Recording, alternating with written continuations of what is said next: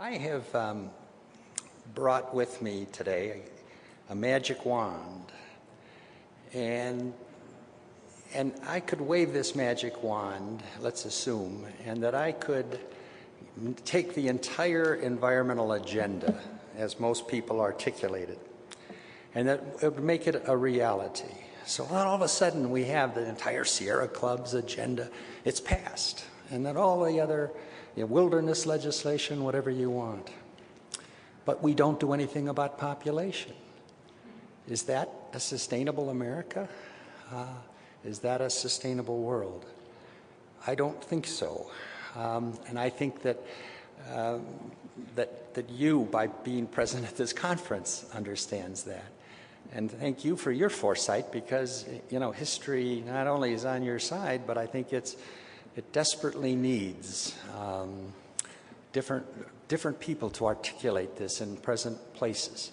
I've always been very interested in how public policy changes, and it changes. There's a variety of different models, but some people talk about the fact that it needs a great prophet, so it's Martin Luther King, and then it needs some great disciples, and those are the people around him. But in this movement, I think Garrett Hardin, Al Bartlett are two of them, and Garrett Hardin, I knew him personally, really was a very unconventional thinker. And I would suggest to you that that's what we really need. Aldous Huxley says, all great truths begin as heresy. So what does it take to make a sustainable America? Well, as many people know better in this room know better than I, it takes a number of things, and population isn't the only one. But the thing that bothers me is that it's sort of this orphan issue out there that nobody wants to talk about. Sustainability, I believe, requires us to ask a question: what is our demographic destiny? When the first census was taken in the United States, they found, it was 1790, and they found 4 million Europeans living in America. They couldn't tell how many Native Americans there were. It's a matter that is still of some debate. But there were 4 million Europeans living here. That means essentially we've had 6 doublings of our original census.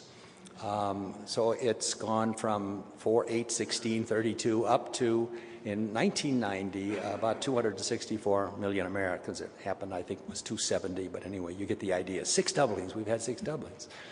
Well, in our short 200 years, well, 2 more doublings, of course, gives us over 1 billion people in the United States. And yet, how few people ask, is that our demographic destiny? What is our demographic destiny? What do you want to leave your grandchildren with an America of 1 billion people, which will happen closely after the end of this century in a country that's already had 6 doublings? And when you talk about population, we were talking earlier before this panel about why is it that that's all of a sudden become such a taboo subject? Well, there's a lot of reasons, I think, and the whole abortion controversy, the rise of the right to life movement in the Republican Party. But I also think it's because the population relates to the question of immigration. America's main population problem is the question of immigration, because by our natural birth rate, we will have a stable America in about 2060. We have about 2 births per U.S. woman. But with immigration, it's going to double and double again. So our biggest driver, the difference between sustainable population, anyway, stable population, is this taboo question of immigration. And I read the other day a fascinating statement. Niels Bohr, one of the fathers of nuclear energy, said the opposite of a truth is a lie. He said the opposite of a great truth is another great truth. And I think that that's very true, because, of course, immigration has been good for America. Of course, we all are related in some way to the immigrant stream. But when the Statue of Liberty was put up, it wasn't put up for immigration. It was put up for liberty. The French gave it to us, having nothing to do with immigration. But when it was given to the United States in 1886 and opened, there were 70 million Americans, and we had an empty continent. And of course we needed immigration, and of course we had all of this land that needed to be, we needed to fill up an empty continent. But very few public policies are immortal. We face a new set of realities today.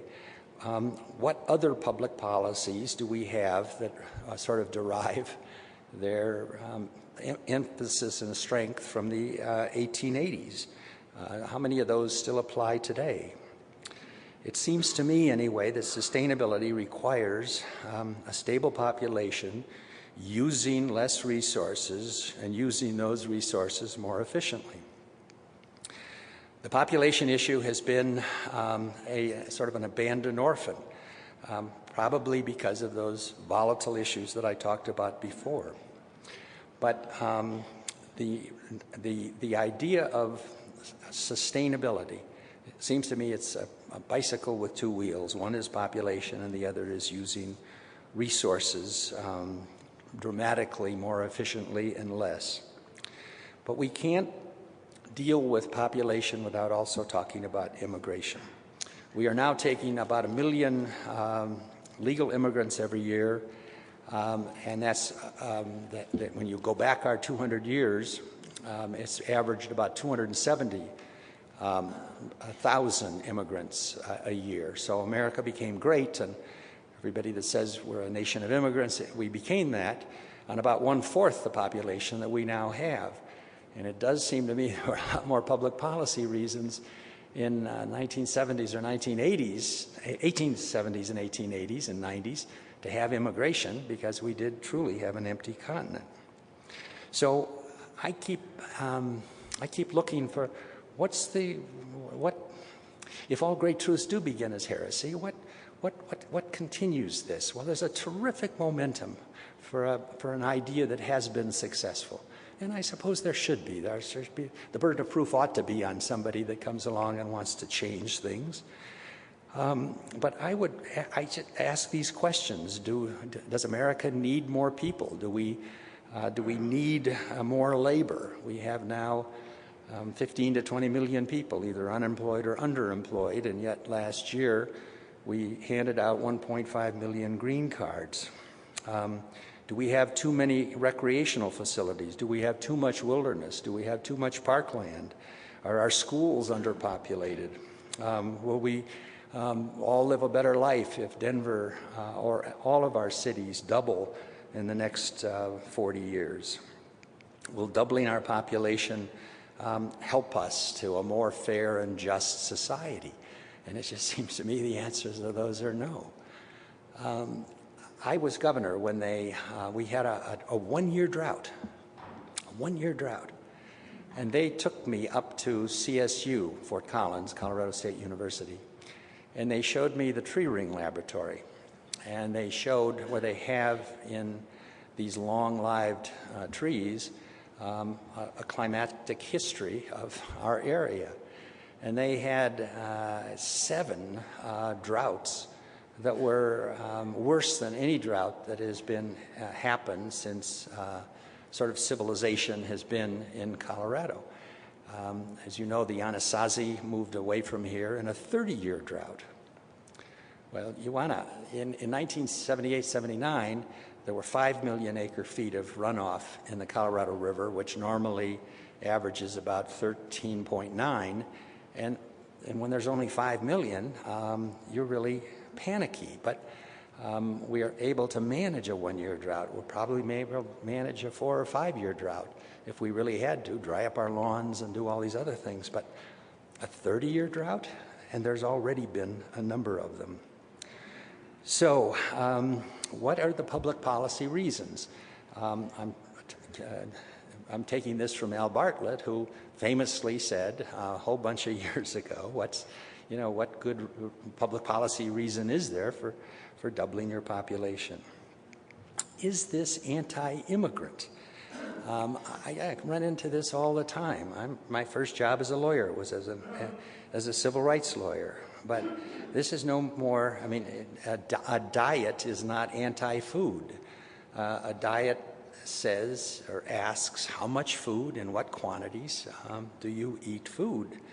And I believe that that question calls up this sustainability issue. The question isn't do we want any immigration? We can certainly afford to have some immigration, but certainly it seems to me much closer to the historic numbers, and that's not anti-immigrant any more than a diet is anti-food. There were two major immigration studies in my professional lifetime, both of them conducted by great liberals, Father Hesburgh of Notre Dame and Barbara Jordan, the crusading congresswoman from Watergate fame. And both of those commissions came up with the idea that we shouldn't tolerate illegal immigration and that we should reduce the number, in Barbara Jordan's case, by about 50% of legal immigration. What about international poverty, you will say, or the fact that we contribute to also the greenhouse gases? A very good point, obviously a very good point. But I would turn that around on you and say, you know, there's 75 million babies born this year, last year, next year, last year, on 75 million babies. So let's, what if we double the immigration in the United States and all of a sudden take 2 million immigrants a year? It's not the answer to world poverty. That is, there's our maximum generosity can't do much for third world poverty. We should care about them, we should help them, I'm all for that.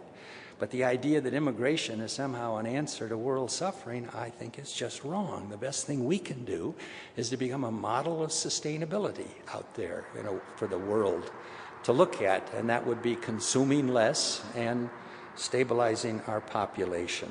But our maximum generosity doesn't solve that problem. Let me tell you about a book that I've just read. It just haunts me. It's called The Spirit of the Gene by Greg Morrison. And he argues that the same genes that made us survive in the time of the ice, the tiger, and the bear now are working against us. That our whole genetic pattern is to grow and to survive and to go beyond that, to accumulate because against want.